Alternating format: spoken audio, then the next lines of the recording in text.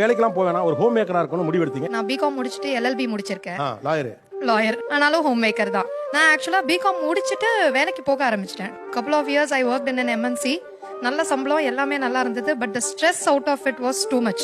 நம்மளுடைய உடம்புக்கு நம்மளுடைய வயத்துக்கு சாப்பிட்றதுக்கு தான் நம்ம எல்லா வேலையே பண்றது. அதுல வர சம்பளமும் அதுக்கு தான் மெயினா வாங்குறது. பட் அதுக்கான டைம் கூட என்னால ஒதுக்க முடியாத ரீசன்ல தான் நான் அப்போ இருந்தேன். அதுக்கப்புறம் ஐ காட் an alliance. அவங்க வந்து சொன்னாங்க நீங்க வந்து வேலைக்கு போக வேண்டாம், குவிட் பண்ணலான்னு. அதுக்கப்புறம் I was so happy to quit. 2 yearsங்கிறது it's a very short span as a work woman. But I had to quit and I was very happy to quit.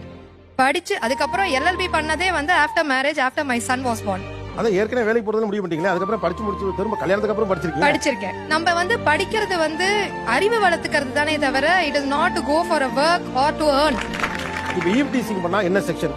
அது எனக்கு சத்தியமா தெரியாது. நான் படிச்சது தான் தெரியும். நாலேஜ் கெயின் பண்ணா தானே படிச்சேன். ஆமா, 7 வருஷம் ஆச்சு படிச்சு முடிச்சு. இருக்கட்டுங்க, 7 வருஷம் ஆனா என்னங்க? பிராக்டிஸ் பண்ணல.